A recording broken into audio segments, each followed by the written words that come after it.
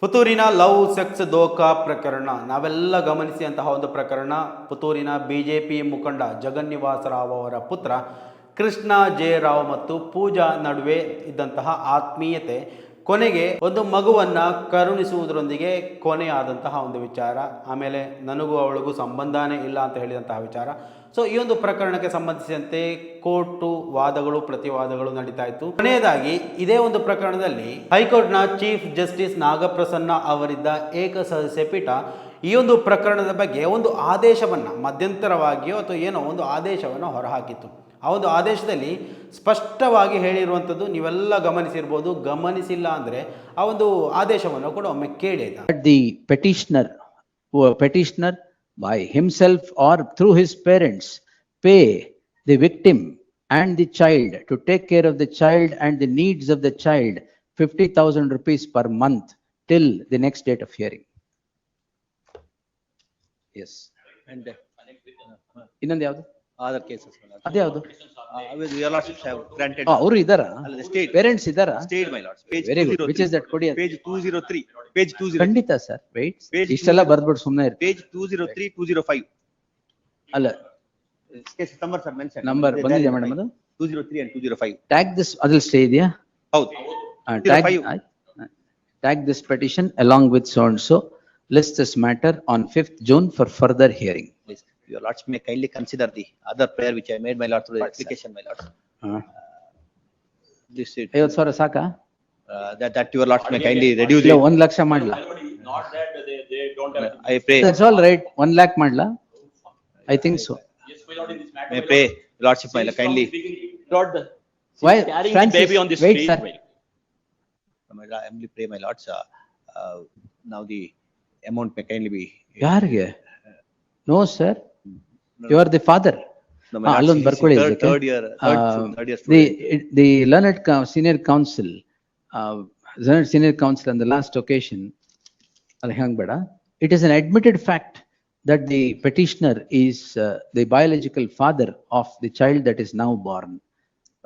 That is already there, my lord. DNA DNA ಆಗಿದೆಯಲ್ಲ ಆಗಿದೆ, ಆಗಿದೆ. That and sentence, your lordship the- already dictated, my and lord. the tests ಹೇಳಿದಿನ and the tests have revealed that he is the father.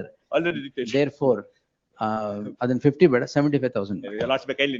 75,000 per 75,000 month on month till the disposal of the petition. I humbly beg to submit, my lords. It Your lordship's is- order, my lords. It is only this is the only way that the family of the victim who is now left in the lurch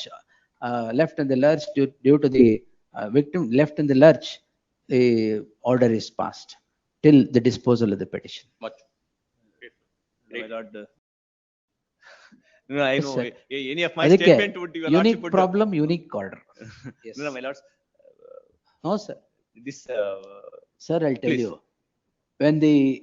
when a child who has to see the future at 20 years becomes pregnant and gives birth to a baby, you do not know the difficulties that they face.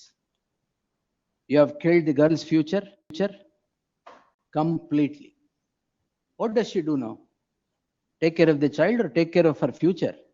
Whatever it is, just because she comes from a poor family, that you no, I can't am do not this. commenting upon anything, my lords. I would Then only say, my lord, it's. you can't do it's this. Consensual, my lords, euthanizing. What one party consensual, to sir? extent, What my lords. consensual?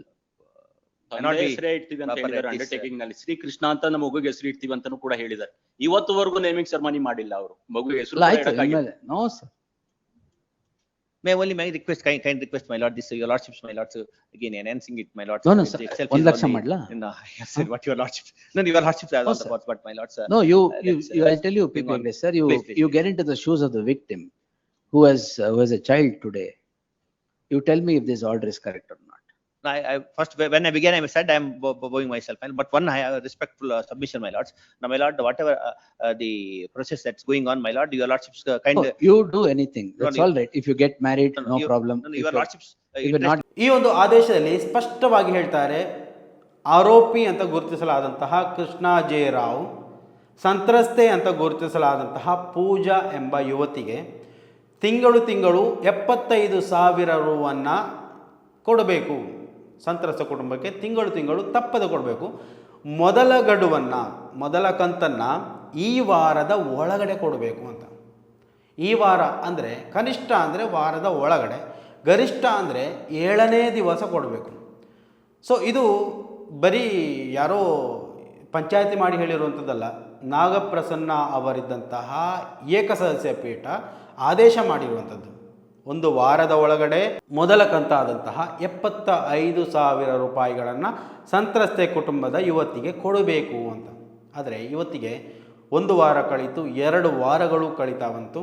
ಆದರೆ ಈ ಬಗ್ಗೆ ಯಾವುದೇ ಮಾಹಿತಿ ಕೂಡ ಒಂದು ಕುಟುಂಬಕ್ಕೆ ಸಿಕ್ಕಿಲ್ಲ. ಅಂದರೆ ದುಡ್ಡು ಕೊಡೋದು ಬೇಡಿ, ಕೊಡ್ತಾರಾ ಇಲ್ವಾ ಏನು ವಿಚಾರ ಕೂಡ ಗೊತ್ತಾಗಿಲ್ಲ. ಸೊ ಈ ಒಂದು ವಿಚಾರದ ಬಗ್ಗೆ ಕೆಲವೊಂದು ಮಾಹಿತಿಗಳು ಇವಾಗ ಹೊರಗಡೆ ಬರ್ತಾ ಇರುವಂಥದ್ದು.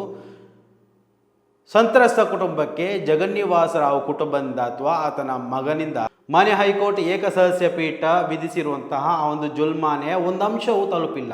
ಅಂದರೆ ಏನಾಗುತ್ತೆ, ಕಂಟೆಂಟ್ ಆಫ್ ಕೋರ್ಟ್ ಇದು ಕೃಷ್ಣ ಜಯರಾವ್ಗೆ ಕೊಡಲು ಸಾಧ್ಯವಿಲ್ಲದಿದ್ದರೆ ಆತನ ಕುಟುಂಬಸ್ಥರು ನೀಡಬೇಕು ಅಂತ ಆ ಒಂದು ಆದೇಶದಲ್ಲಿ ಸ್ಪಷ್ಟವಾಗಿ ಉಲ್ಲೇಖ ಮಾಡಿದ್ದಾರೆ. ಏನಾದರೂ ಕೃಷ್ಣ ಜಯರಾವ್ಗೆ ಅದನ್ನು ಕೊಡೋದಕ್ಕೆ ಸಾಧ್ಯ ಆಗಿಲ್ಲ ಅಂದರೆ ಆತನ ಕುಟುಂಬಸ್ಥರು ಅಂದರೆ ತಂದೆ ತಾಯಿ, ಆತನ ಕುಟುಂಬ ಅಂದರೆ ತಂದೆ ತಾಯಿನೇ, ಅವರು ಕೊಡಬೇಕು. ಅಂದರೆ 1 ವಾರದ ಒಳಗಡೆ ಮೊದಲ ಆ ಒಂದು ಕಂತನ್ನು ಕೊಡಬೇಕಿತ್ತು, ಆದರೆ ಅದು ಕೊಟ್ಟಿಲ್ಲ. ಸೊ ಇವಾಗ ಕಂಟೆಂಟ್ ಆಫ್ ಕೋರ್ಟ್ ಯಾರ ಮೇಲೆಲ್ಲ ಬರುತ್ತೆ? ಕೃಷ್ಣ ಜಯರಾವ್ ಮೇಲೂ ಬರುತ್ತೆ. ಅವನು ಮಾಡಿಲ್ಲ, ಯಾರು ಮಾಡಬೇಕಿತ್ತು? ಕುಟುಂಬ, ತಂದೆ ತಾಯಿ ಮಾಡಬೇಕಿತ್ತು, ಅವರೂ ಮಾಡಿಲ್ಲ. ಅಂದರೆ ಆ ಒಂದು ಕುಟುಂಬದ ಮೇಲೆ ಕಂಟೆಂಟ್ ಆಫ್ ಕೋರ್ಟ್ ಮಾಡಬೇಕಾಗುತ್ತೆ. ಈ ಒಂದು ಸಂತ್ರಸ್ತ ಕುಟುಂಬದ ವಕೀಲರು ಈ ಒಂದು ವಿಚಾರದ ಬಗ್ಗೆ ಅಪೀಲು ಮಾಡಬೇಕಾಗುತ್ತೆ ಮಾನ್ಯ ಹೈಕೋರ್ಟ್ನಲ್ಲಿ. ನೋಡಿ, ಇದು ಸ್ಪಷ್ಟವಾಗಿ ಕಾನೂನಿನ ಉಲ್ಲಂಘನೆ ಅಥವಾ ಕಾನೂನು ನಿಂದನೆ ಮಾಡಿರುವಂಥದ್ದು. ಏನು ಆದೇಶ ಬಂದಿದೆ ಆ ಒಂದು ಆದೇಶವನ್ನು ನೆಗ್ಲೆಕ್ಟ್ ಮಾಡುವಂಥದ್ದು. ಕಂಟೆಂಟ್ ಆಫ್ ಕೋರ್ಟ್ ಅಂದರೆ ಏನು ಅನ್ನೋದನ್ನು ಮೊದಲು ನಾವು ತಿಳ್ಕೊಂಡ್ಬಿಡೋಣ. ಮೇ ಬಿ ಜಗನ್ನಿವಾಸ ರಾವ್ ಮತ್ತು ಆತನ ಕುಟುಂಬಕ್ಕೆ ಈ ಒಂದು ವಿಚಾರದ ಬಗ್ಗೆ ಮಾಹಿತಿಯ ಕೊರತೆ ಇರ್ಬೋದು. ಕಂಟೆಂಟ್ ಆಫ್ ಕೋರ್ಟ್ ಅಂದರೆ ಏನು? ನ್ಯಾಯಾಂಗದ ಆದೇಶವನ್ನು ಗೌರವಿಸದಿದ್ದರೆ ಅಥವಾ ನ್ಯಾಯಾಂಗ ವ್ಯವಸ್ಥೆಗೆ ಧಕ್ಕೆ ತರುವಂತಹ ಏನಾದರೂ ಒಂದು ವಿಚಾರಗಳನ್ನು ಮಾಡಿದರೆ ಅದನ್ನು ನ್ಯಾಯಾಂಗ ನಿಂದನೆ ಅಥವಾ ಕಂಟೆಂಟ್ ಆಫ್ ಕೋರ್ಟ್ ಅಂತ ಕರೆಯುವಂಥದ್ದು. ನಮ್ಮ ದೇಶದಲ್ಲಿ ಅಂದರೆ ಭಾರತದಲ್ಲಿ ನ್ಯಾಯಾಂಗ ನಿಂದನೆ ಕಾಯ್ದೆ 1971 ಈ ಒಂದು ಕಾಯ್ದೆ ಅಡಿಯಲ್ಲಿ ಇದನ್ನು 2 ವಿಭಾಗಗಳಾಗಿ ವಿಂಗಡಣೆ ಮಾಡಿದೆ. ಕಂಟೆಂಟ್ ಆಫ್ ಕೋರ್ಟ್ ಅಂದರೆ 2 ವಿಭಾಗಗಳು, 2 ವಿಧಗಳು.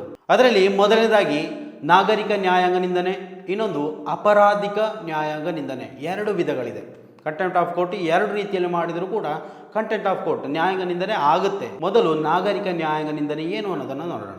ನ್ಯಾಯಾಲಯ ನೀಡಿದಂತಹ ಯಾವುದೇ ಆದೇಶ, ತೀರ್ಪು, ಆಜ್ಞೆಯನ್ನ ಬೇಕಂತಲೇ ಉಲ್ಲಂಘನೆ ಮಾಡುವುದನ್ನ ನಾಗರಿಕ ನ್ಯಾಯಾಂಗ ನಿಂದನೆ ಅಂತ ಹೇಳಲಾಗುತ್ತೆ. ಅಂದ್ರೆ ಉದ್ದೇಶಪೂರ್ವಕವಾಗಿ ಇವಾಗ ಏಕಸದಸ್ಯ ಪೀಠ ನಾಗಪ್ರಸನ್ನ ಅವರಿದ್ದಂತಹ ಒಂದು ಪೀಠ ಒಂದು ಆದೇಶವನ್ನು ಕೊಡ್ತು, ಅದನ್ನ ಬೇಕಂತಲೇ ಉಲ್ಲಂಘನೆ ಮಾಡುವಂಥದ್ದು. 1 ವಾರದ ಒಳಗಡೆ ಕೊಡಬೇಕು ಅಂದರೆ ಕೊಡೋದಿಲ್ಲ ಅಥವಾ ಕೊಟ್ಟಿಲ್ಲ, ಇವೆರಡೂ ಕೂಡ ಕಂಟೆಂಟ್ ಆಫ್ ಕೋರ್ಟ್ ಆಗೋದಿಲ್ವಾ?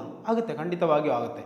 ಇದರ ಬಗ್ಗೆ ವಕೀಲರು ಈ ಒಂದು ವಿಚಾರದಲ್ಲಿ ನ್ಯಾಯಾಲಯದಲ್ಲಿ ಅಪೀಲನ್ನು ಸಲ್ಲಿಸಬೇಕು. ಇದು ನೋಡಿ, ಕೊಟ್ಟಿಲ್ಲ ಇನ್ನೂ ಕೂಡ ಅವರ ಮೇಲೆ ಕಂಟೆಂಟ್ ಆಫ್ ಕೋರ್ಟ್ ಮಾಡಿ ಅಂತ ಮಾಡ್ಬೋದು. 6 ತಿಂಗಳವರೆಗೆ ಜೈಲು ಶಿಕ್ಷೆಯನ್ನು ಕೂಡ ಅನುಭವಿಸಲಿಕ್ಕೆ ಸಾಧ್ಯತೆ ಇರುವಂತಹ ಒಂದು ಶಿಕ್ಷೆ, ಅಥವಾ ಈ ಒಂದು ವಿಚಾರದಲ್ಲಿ 2,000ವರೆಗೆ ದಂಡವನ್ನು ಕೂಡ ವಿಧಿಸಲಾಗುತ್ತೆ. ಅಥವಾ ಈ ಎರಡನ್ನೂ ಕೂಡ 6 ತಿಂಗಳು ಜೈಲು ಶಿಕ್ಷೆ ಆಮೇಲೆ 2,000 ರೂಪಾಯಿ ದಂಡ, ಇದೆರಡನ್ನೂ ಕೂಡ ನ್ಯಾಯಾಲಯಕ್ಕೆ ವಿಧಿಸುವಂತಹ ಎಲ್ಲ ರೀತಿಯ ಹಕ್ಕಿದೆ. ಸೊ ಇದು ನಿಮಗೆ ಅರ್ಥ ಆಗಿಲ್ಲ ಅಂದರೆ ನಾವು ಕೆಲವೊಂದು ಆಸ್ತಿ ವಿಚಾರದಲ್ಲಿ ನಾವು ಇದನ್ನು ನೋಡ್ಬೋದು. ವರ್ಷಗಟ್ಟಲೆ ಏನೂ ಮಾಡೋದಿಲ್ಲ, ಅಲ್ಲಿ ಒಂದು ಬಿಲ್ಡಿಂಗು ಬರೋದಿಲ್ಲ ಅಥವಾ ಇಡೀ ಒಂದು ರೀತಿಯಲ್ಲಿ ರಾಶಿ ಬಿದ್ದಿರುತ್ತೆ, ಆದರೂ ಕೂಡ ಯಾರೂ ಕೂಡ ಮುಟ್ಟೋದಕ್ಕೆ ಹೋಗೋದಿಲ್ಲ. ಯಾಕಂತ ಹೇಳಿದರೆ ಆ ಒಂದು ಆಸ್ತಿಯಲ್ಲಿ ನ್ಯಾಯಾಲಯ ತಡೆಯಾಜ್ಞೆಯನ್ನು ತಂದಿರುತ್ತೆ. ಅಂದರೆ ಅದನ್ನು ಆರ್ಡ್ರ್ ಬರೋವರೆಗೂ ಏನೂ ಮಾಡಬಾರ್ದು ಅಂತ. ಸೊ ಆ ಒಂದು ಕಾರಣಕ್ಕೆ ಅದನ್ನು ಮುಟ್ಟೋದಕ್ಕೆ ಹೋಗೋದಿಲ್ಲ. ಕಾಡು ಬೆಳೆದಿರುತ್ತೆ ಆದರೂ ಕೂಡ ಮುಟ್ಟೋದಕ್ಕೆ ಹೋಗೋದಿಲ್ಲ. ಜನ ಯಾರು ಅಂದ್ಕೋತಾರೆ, ಏನಪ್ಪ ಅವ್ರಿಗೆ ಏನಾದರೂ ಕೃಷಿ ಮಾಡಿದರೆ ಉಪಯೋಗ ಆದರೂ ಆಗ್ತಿತ್ತು, ಅಥವಾ ಬಿಲ್ಡಿಂಗ್ಗಳು ಶಟ್ರ್ಗಳು ಲಾಕ್ ಆಗಿರುತ್ತೆ, ಅವರಿಗೆ ತೆರೆದಿಟ್ಟರೆ ಬಾಡಿಗೆ ಆದರೂ ಸಿಗುತ್ತಲ್ವ ಅಂತ. ಸೊ ಇದೇ ಹೇಳುವಂಥದ್ದು, ತಡೆಯಾಜ್ಞೆ ಬಂತು ಅಂದರೆ ಅದನ್ನು ಮತ್ತೆ ಮುಟ್ಟೋದಕ್ಕೆ ಸಾಧ್ಯ ಇಲ್ಲ. ಏನಾದರೂ ಅವರು ಅದಕ್ಕೆ ಒಪ್ಪೋಸಾಗಿ ನಡ್ಕೊಂಡ್ರೆ ಅದು ಕಂಟೆಂಟ್ ಆಫ್ ಕೋರ್ಟ್ ಆಗುತ್ತೆ. ಒಂದು ಆದೇಶ ಬಂತು, ನೀವು ಈ ರೀತಿಯಲ್ಲಿ ಇಷ್ಟು ಹಣವನ್ನು ಇಂಥ ವ್ಯಕ್ತಿಗಳಿಗೆ ಕೊಡಬೇಕು, ಅದನ್ನು ಕೊಟ್ಟಿಲ್ಲ ಅಂದರೆ ಏನಾಗುತ್ತೆ? Content of court.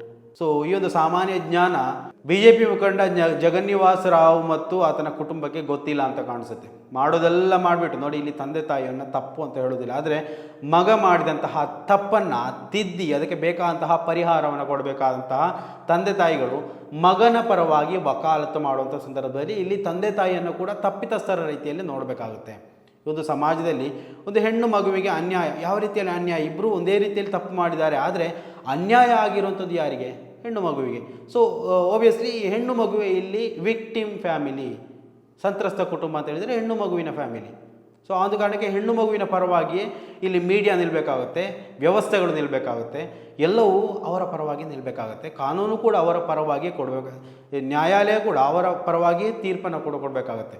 ಈ ಒಂದು ಪ್ರಕರಣದಲ್ಲಿ ತಪ್ಪು ಸರಿ, ಇಲ್ಲಿ ಕೃಷ್ಣ ಜೇರಾವ್ ಮಾಡಿದ್ದು ಸರಿ ಅಂತ ಹೇಳೋದಕ್ಕೆ ಯಾವ ಕೋರ್ಟ್ನಿಂದಲೂ ಯಾವ ಕಾರಣಕ್ಕೂ ಸಾಧ್ಯ ಇಲ್ಲ, ಯಾವ ವಕೀಲರು ವಾದ ಮಾಡಿದರೂ ಕೂಡ ಸಾಧ್ಯ ಇಲ್ಲ.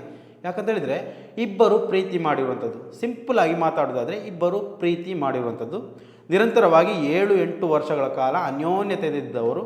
ಸೊ ಹಲವು ಬಾರಿ, ನಮ್ಗೆ ಗೊತ್ತಿಲ್ಲ ಎಷ್ಟು ಬಾರಿ ಅಂತೇಳಿ, ಹಲವು ಬಾರಿ ಸಂಪರ್ಕಕ್ಕೆ ಸಿಕ್ಕಿದವರು, ದೈಹಿಕವಾಗಿ ಸಂಪರ್ಕವನ್ನು ಇಟ್ಟುಕೊಂಡವರು. ನಂತರ ಇದರಿಂದಾಗಿ ಒಂದು ಅಚಾತುರ್ಯ ಸಂಭವಿಸಿ ಹೋಯಿತು. ಹೆಣ್ಣು ಗರ್ಭವತಿ ಆದಳು, ನಂತರ ಗಂಡು ಮಗುವಿಗೆ ಜನ್ಮವನ್ನು ಕೊಟ್ಟಳು. ಇಲ್ಲಿಯವರೆಗೆ ಎಲ್ಲವೂ ಸರಿಯಾಗಿತ್ತು. ಮದುವೆ ಮಾಡ್ತೇನೆ ಅಂತ ಜಗನ್ನಿವಾಸ್ ಕುಟುಂಬ ಭರವಸೆಯನ್ನು ಕೂಡ ಕೊಟ್ಟಿತ್ತು. ಕಂಪ್ಲೇಂಟ್ ದಾಖಲಾಗಿರಲಿಲ್ಲ. ಯಾವಾಗ ತನ್ನ ಮಗನನ್ನು ಕಾಣೆಯಾಗಿಸಿ, ಇಲ್ಲ ಮಗ ಕಾಣೆಯಾಗಿದ್ದಾನೆ ಅಂತ ಹೇಳಿಕೆ ಕೊಟ್ಟು ಇದರಿಂದ ತನ್ನ ಹೇಳ್ಕೊಳ್ಳೋಕ್ಕೆ ಯಾವಾಗ ಪ್ರಯತ್ನ ಪಟ್ಟರು ಆವಾಗ ಈ ಒಂದು ಪ್ರಕರಣ ದಾಖಲಾಗುತ್ತೆ. ಅಲ್ಲಿಂದ ಎಲ್ಲ ಎಡವಟ್ಟುಗಳು ಆರಂಭ ಆಗಿರುವಂಥದ್ದು. ಏನು ಆ ಒಂದು ಹುಡುಗ ಹುಡುಗಿಯನ್ನು ಮದುವೆ ಆಗಿದ್ದರೆ ಇಷ್ಟರವರೆಗೆ ಈ ಒಂದು ವಾರ್ತೆಗಳು ಹೊರಗಡೆನೇ ಬರ್ತಾ ಇರಲಿಲ್ಲ, ಅಲ್ಲಿಗೆ ಅದು ಸೈಲೆಂಟಾಗಿ ಹೋಗ್ತಾ ಇತ್ತು. ಏನು ಅವರು ಅವರ ಕುಟುಂಬ ಅವರೇನೋ ಮಾಡಿಕೊಂಡ್ರು ಅಷ್ಟೇ. ಆದರೆ ಇವತ್ತು ಆತ ಅದನ್ನು ಮಾಡಿಲ್ಲ ಅಂತ ಹೇಳುವಾಗ ಅಲ್ಲಿ ಆರೋಪಿ ಸ್ಥಾನದಲ್ಲಿ ಆತ ಕೂತ್ಕೊಳ್ಬೇಕಾಗುತ್ತೆ. ಸೊ ಇದನ್ನೇ ಇವತ್ತು ಹೇಳ್ತಾ ಇರುವಂಥದ್ದು, ಇಲ್ಲಿ ನಾಗರಿಕ ನ್ಯಾಯಾಂಗ ನಿಂದನೆ ಆಗಿದೆ ಅಂತ ಇದಕ್ಕೆ ಹೇಳ್ತಾ ಇರುವಂಥದ್ದು. ಅಂದರೆ ಕಂಟೆಂಟ್ ಆಫ್ ಕೋರ್ಟ್ ಯಾವ ರೀತಿಯಲ್ಲಿ ಇವರ ಮೇಲೆ ಎಫೆಕ್ಟ್ ಆಗುತ್ತೆ ಅನ್ನೋದನ್ನು ವಿವರಿಸುವಂಥದ್ದು. ಇನ್ನು 2ನೇ ಪಾಯಿಂಟ್ ಇದಕ್ಕೆ ಯೂಸ್ ಆಗೋದಿಲ್ಲ, ಅಪರಾಧಿಕ ನ್ಯಾಯಾಂಗ ನಿಂದನೆ ಅಂದರೆ ಕ್ರಿಮಿನಲ್ ಕಂಟೆಂಪ್ಟ್. ಇದು ಈ ಒಂದು ಪ್ರಕರಣಕ್ಕೆ ಮ್ಯಾಚ್ ಆಗುವಂಥದ್ದಲ್ಲ. ಸೊ ಅದರಿಂದಾಗಿ ಅದನ್ನು ವಿವರಿಸುವುದಿಲ್ಲ. ಸೊ ಇಲ್ಲಿ ಏನು ಕಂಟೆಂಟ್ ಆಫ್ ಕೋರ್ಟ್ ಅನ್ನೋದನ್ನು ನಿಮ್ಮ ಮುಂದೆ ವಿವರಿಸಿದ್ದೇನೆ. ಬರೀ ನಿಮಗೆ ಅಂತಲ್ಲಿ ಮಾತ್ರ ಅಲ್ಲ, ಯಾರೇ ಆಗಿದ್ದರೂ ನ್ಯಾಯಾಂಗದ ಆದೇಶದ ವಿರುದ್ಧವಾಗಿ ಹೋದರೆ ಅವರ ಮೇಲೆ ಆಗಬಹುದಾದಂತಹ ಅನಾಹುತಗಳು ಅದು ಸಣ್ಣ ಮಟ್ಟದಂತ ಅಂದ್ಕೋಬೇಡಿ ಆಯಿತಾ. ನ್ಯಾಯಾಂಗ ನಿಂದನೆ ಅಂದರೆ ಅದು ಒಂದು ರೀತಿಯಲ್ಲಿ ನಮ್ಮ ದೇಶದ ನ್ಯಾಯಾಂಗ ವ್ಯವಸ್ಥೆಯ ಮೇಲೆ ನಿಮ್ಮ ಅಪನಂಬಿಕೆ ಇರ್ಬೋದು, ನಿಮ್ಮ ವಿರೋಧ ಇರ್ಬೋದು, ಆ ರೀತಿಯವುಗಳು ಒಂದು ರೀತಿಯಲ್ಲಿ ದೇಶದ್ರೋಹ ಕೃತ್ಯ, UAPA ಕೇಸುವರೆಗೆ ದಾಖಲಾಗ್ಬೋದು ಮೇ ಬಿ. ಅಂದರೆ ನಮ್ಮ ಕಾನೂನು ವ್ಯವಸ್ಥೆಯನ್ನು ಉಲ್ಲಂಘನೆ ಮಾಡುವಂಥದ್ದು. ಅಂದರೆ ನಮ್ಮ ದೇಶದ ಕಾನೂನು ವ್ಯವಸ್ಥೆಯನ್ನು ನೀವು ಗೌರವಿಸಿಲ್ಲ ಅಂದರೆ ಮತ್ತು ನೀವು ಬೇರೆ ಎಲ್ಲಿ ಬಾಂಗ್ಲಾದೇಶನೋ ಶ್ರೀಲಂಕಾನೋ ಪಾಕಿಸ್ತಾನನೋ ಅವರನ್ನು ನೀವು ಬೆಂಬಲಿಸೋಕೆ ಹೋಗ್ತೀರಾ? ಸೊ ಅದು ಕೂಡ ಒಂದು ರೀತಿಯಲ್ಲಿ ದೇಶದ್ರೋಹ ಅಂತಲೇ ನಾವು ಅದನ್ನು ಕರಿಬೋದು. ಸಣ್ಣ ಮಟ್ಟದಲ್ಲಿ ಇವಾಗ ನಾವು ನ್ಯಾಯಾಂಗ ನಿಂದನೆ ಅಂತ ಕರಿತೀವಿ, ಅದು ಇನ್ನೂ ಕೂಡ ಅದೇ ರೀತಿಯಲ್ಲಿ ಮುಂದುವರಿದರೆ ಅದು ದೇಶದ್ರೋಹನೇ ಆಗಿಬಿಡುತ್ತೆ. ದೇಶದ್ರೋಹಿ ಆತ ಬರೀ ಒಂದು ಕುಟುಂಬಕ್ಕೆ ಮಾಡಿದ ಅನ್ಯಾಯ ಅಲ್ಲ, ನ್ಯಾಯಾಂಗ ವ್ಯವಸ್ಥೆಗೂ ಮಾಡುವಂತಹ ಅನ್ಯಾಯ, ಆಲ್ಮೋಸ್ಟ್ ದೇಶದ್ರೋಹ ಆಗಿಬಿಡುತ್ತೆ. ಆಮೇಲೆ ಇವಾಗ ಬರೀ ಒಂದು ಪ್ರಕರಣದಲ್ಲಿ ಆರೋಪಿ ಆಗಿರುವಂತಹ ಕೃಷ್ಣ ಜೇರಾವ್ ಕುಟುಂಬ ಆಮೇಲೆ ದೇಶದ್ರೋಹಿ ಕುಟುಂಬ ಆಗಿಬಿಡುತ್ತೆ. ಸೊ ಇವೆಲ್ಲವೂ ಆಗೋದು ಬೇಡ. ಏನು ಕಾನೂನು ವ್ಯವಸ್ಥೆಯಲ್ಲಿ ನೋಡಿ, ಅವರಿಗೆ ಇವಾಗ ಬೇಕಾಗಿರುವಂಥದ್ದು ಈ ಒಂದು ಪ್ರಕರಣದಿಂದ ಹೇಗಾದರೂ ಜಾರಿಗೊಳ್ಬೇಕು, ನನ್ನ ಮಗ ದೋಷ ಮುಕ್ತಿ ಆಗಬೇಕು. ಅದಕ್ಕೋಸ್ಕರ ಅವರು ಇವಾಗ ಇಷ್ಟೆಲ್ಲ ಹೆಣಗಾಡ್ತಾ ಇರುವಂಥದ್ದು. ಸೊ ಅದಕ್ಕೆ ಕೋರ್ಟ್ ಇವತ್ತು ಅದಕ್ಕೊಂದು ಸಣ್ಣ ಪರಿಹಾರವನ್ನು ಕೊಟ್ಟಿರುವಂಥದ್ದು. ನಿಮಗೆ ಪ್ರಕರಣದಿಂದ ಹೊರಗಡೆ ಹೋಗಬೇಕಾ, ಕುಟುಂಬಕ್ಕೆ ತಿಂಗಳು 75,000 ಕೊಡಿ ಅಂತ. ಸೊ ಅದನ್ನು ಕೊಡಬೇಕು, ಕೊಟ್ಟು ಈ ಒಂದು ಪ್ರಕರಣದಿಂದ ಹೊರಗಡೆ ಬರಬೇಕು. ಇಲ್ಲ ಎಲ್ಲ ಏನೂ ಕೊಡೋದಿಲ್ಲ, ಬರೀ ಫ್ರೀಯಾಗಿ ನಾವು ಎಲ್ಲವನ್ನ ತೆಗೆದು ಬಿಡ್ತೀವಿ, ಅಷ್ಟು ಪವರ್ ನಮಗಿದೆ, ತಾಕತ್ತಿದೆ, ಶಾಸಕರಿದ್ದಾರೆ ನಮ್ಮ ಜೊತೆಗೆ, ಸಂಸದರಿದ್ದಾರೆ, ಅಥವಾ ಮುಖ್ಯಮಂತ್ರಿಗಳು ನಮ್ಮ ಜೊತೆಗಿದ್ದಾರೆ, ಅಥವಾ PM ನಮ್ಮ ಜೊತೆಗಿದ್ದಾರೆ ಅಂತ ನೀವು ಹೇಳ್ಕೊಂಡು ಮೆರೆದಾಡ್ಬೋದು. ಆದರೆ ಕಾನೂನು ವ್ಯವಸ್ಥೆ ಅಡಿಯಲ್ಲಿ ಎಲ್ಲರೂ ಸಮಾನರು. ಸಮಾನತೆಯ ಬಗ್ಗೆ ಸಂವಿಧಾನ ಹೇಳಿರುವಂತಹ ಪಾಠವನ್ನು ಮೊದಲು ನಾವು ಕಲ್ತ್ಕೊಂಡು ಬರಬೇಕು ಈ ಒಂದು ವಿಚಾರದಲ್ಲಿ. ಸೊ ಏನೇ ಇರಲಿ, ಈ ಒಂದು ಪ್ರಕರಣದಲ್ಲಿ ಆರಂಭಿಕ ಹಂತದ ಆ ಒಂದು ಆದೇಶ ಏನಿದೆ, ಏಕಸದಸ್ಯ ಪೀಠ ನೀಡಿದಂತಹ ನಾಗಪ್ರಸನ್ನ ಅವರಿದ್ದಂತಹ ಒಂದು ಪೀಠ ನೀಡಿದಂತಹ ಆ ಒಂದು ಆದೇಶವನ್ನು ಮೊದಲ ಹಂತದಲ್ಲೇ ಉಲ್ಲಂಘನೆ ಮಾಡಲಾಗ್ತಾ ಇದೆಯಾ ಅನ್ನುವಂತಹ ಪ್ರಶ್ನೆ ಇವತ್ತು ದೊಡ್ಡ ಮಟ್ಟದಲ್ಲಿ ಕೇಳ್ತಾ ಇರುವಂಥದ್ದು. ಈ ಒಂದು ವಿಚಾರದ ಬಗ್ಗೆ ಕೆಲವೊಂದು ಮಾಧ್ಯಮಗಳು ಕೂಡ, ಸಣ್ಣ ಪುಟ್ಟ ಮಾಧ್ಯಮಗಳು ಪ್ರಶ್ನೆ ಎತ್ತಿವೆ. ಸೊ ಇದು ನಿಮಗೆ ಏನನ್ನಿಸ್ತಾ ಇದೆ ಈ ಒಂದು ವಿಚಾರದಲ್ಲಿ? ಈ ಒಂದು ಪ್ರಕರಣದಲ್ಲಿ ನೋಡಿ, ಜೀವ ಪರ್ಯಂತ ಅಂದರೆ ಈ ಒಂದು ಆದೇಶದಲ್ಲಿ ಗೊತ್ತಿಲ್ಲ ಎಲ್ಲಿಯವರೆಗೆ ಆ ಒಂದು ಕುಟುಂಬ ಈ ಒಂದು 75,000 ಕೊಡ್ತಾ ಹೋಗಬೇಕು.